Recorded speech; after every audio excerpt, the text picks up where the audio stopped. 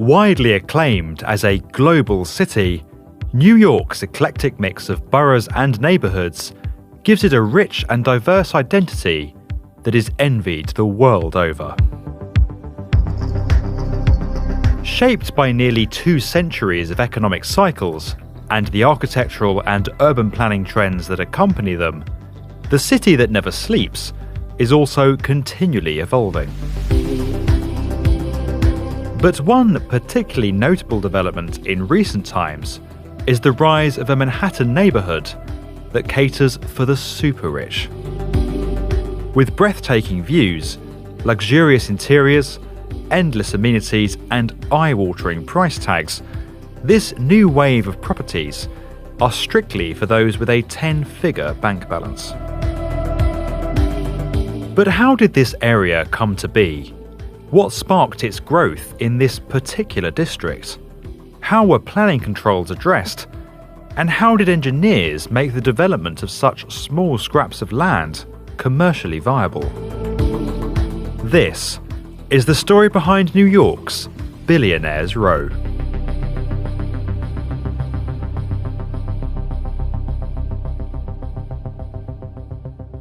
With its extreme popularity and highly restrictive geographic context, Manhattan Island is today one of the most densely populated areas on Earth.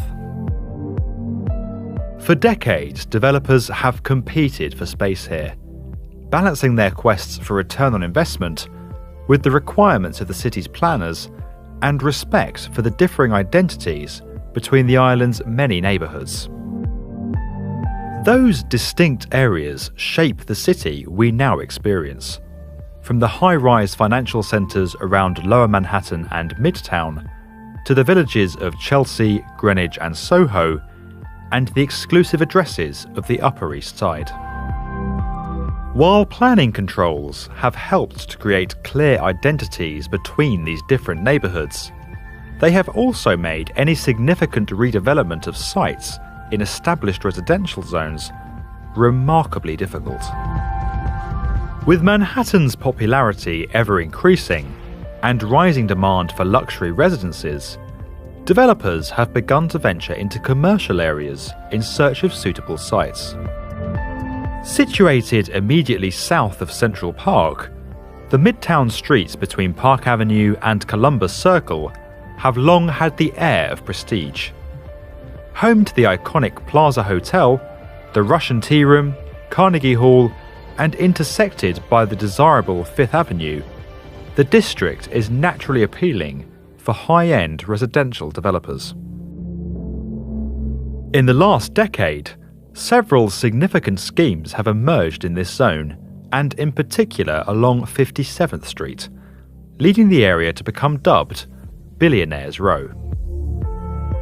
The completion of 157 in 2014 was followed by the opening of 432 Park Avenue in 2016 and the development of 53 West 53rd Street, 111 West 57th Street, and Central Park Tower thereafter.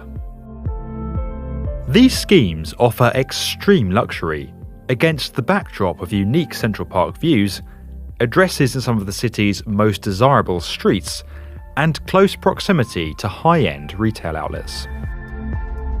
There is also the added benefit of avoiding Manhattan's cooperative arrangements, where buyers typically purchase shares in the corporation that owns a property in exchange for the exclusive use of one of its units.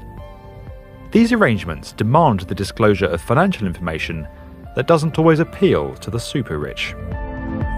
With apartment sale prices starting in the tens of millions and extending well into hundreds of millions, developers have seen returns of several billion US dollars on these schemes to date. But building here is not easy. Suffering from extreme overdevelopment, carefully governed by planning laws, and with only very small sites available, developers and their project teams have been forced to innovate. Commercially, developers need to maximize floor area in order to cover the costs of purchasing and developing their sites. This often leads them to plan structures that go right up to the site boundaries. Concurrently, all schemes must adhere to New York's strict floor area ratio or FAR planning legislation that controls the height of a structure relative to the size of its site. To overcome this potential obstacle, developers purchase air rights from neighbouring properties and effectively stack them onto their sites.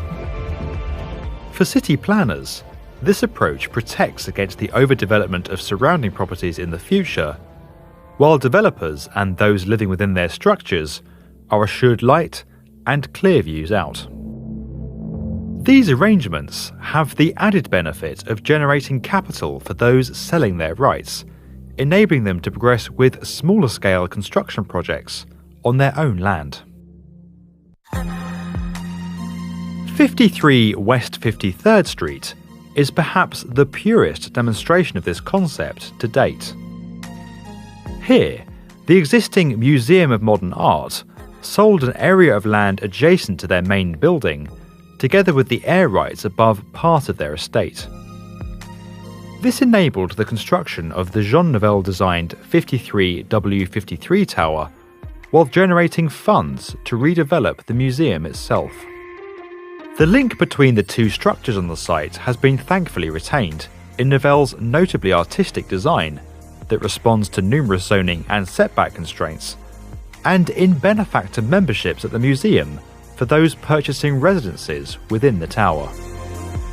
With such small sites in their possession, a strong desire to build high and maximise floor area, and the legal constraints of doing so removed, developers have turned to their project teams to solve the challenge of building super slender towers, structures that are defined as having a width-to-height ratio greater than 1:7. By moving away from steel and embracing high-strength reinforced concrete, engineers have been able to increase design flexibility and the overall strength of their structures. With high-strength concrete cores housing vertical access and service routes, super slender towers move much of their remaining structure to the perimeter of the floor plate, negating the need for columns and maximising functionality within residences. In the case of 53W53 and the impressive 432 Park Avenue, this perimeter concrete structure has been stunningly incorporated into the overall aesthetic of the external facade. But while high-strength reinforced concrete enabled these super slender towers to rise, further engineering was required to ensure their stability at such extreme heights. 432 Park Avenue, with a width-to-height ratio of 1:15, features double-floor cutouts at 12-storey intervals throughout its height, allowing powerful wind forces to pass through as well as around its extremely thin structure. This prevents areas of low pressure being created on one side of the structure as air currents move around it. If unmitigated, these areas could create repetitive rhythmic suction forces that would cause the tower to sway towards its upper levels. We have demonstrated the effect of 432 Park Avenue's design in a simulation developed using SimScale's software. With more than 150,000 users worldwide, SimScale is an easy-to-use cloud-based engineering simulation platform that enables everyone to create powerful, high-fidelity simulations in a web browser. The platform can be tried for free through the community account, which gives access to thousands of public simulations, to promote knowledge sharing, and to crowdsource advice. 432 Park Avenue's open floors are combined with the use of tuned mass dampers, immensely heavy instruments suspended in voids at the top of the structure that help to counteract swaying motions where they begin to occur. The 472-metre Central Park Tower is set to become the tallest structure on Billionaire's Row and the second highest tower in the United States when it completes in 2020. This development combines an irregular profile with numerous setbacks to vary its facade across its height, disrupting wind currents and preventing the formation of coherent vortices and dominant wind loads that can result in swaying. We have again demonstrated the impact of this approach with a sim-scale animation. Finally, with a width-to-height ratio of 1:24, the breathtakingly narrow and exquisitely detailed 111 West 57th Street steadily tapers throughout its 435-metre height, breaking up the facade uniformity that can lead to vortex shedding. The result of these impressive engineering developments is not just the emergence and continued rise of New York's Billionaire's Row, but the birth of a broader, super-slender skyscraper phenomenon that is starting to influence other markets around the world. The origin of these structures can be traced directly from New York City, and their existence is unique to this specific time in our world's architectural history. A product of New York's own zoning regulations, near unrivaled appeal, insatiable developers, and engineering ingenuity, Billionaire's Row has become the latest distinct neighbourhood in the rich tapestry of this thriving city. If you enjoyed this video and would like to get more from the definitive video channel for construction, subscribe to the B1M.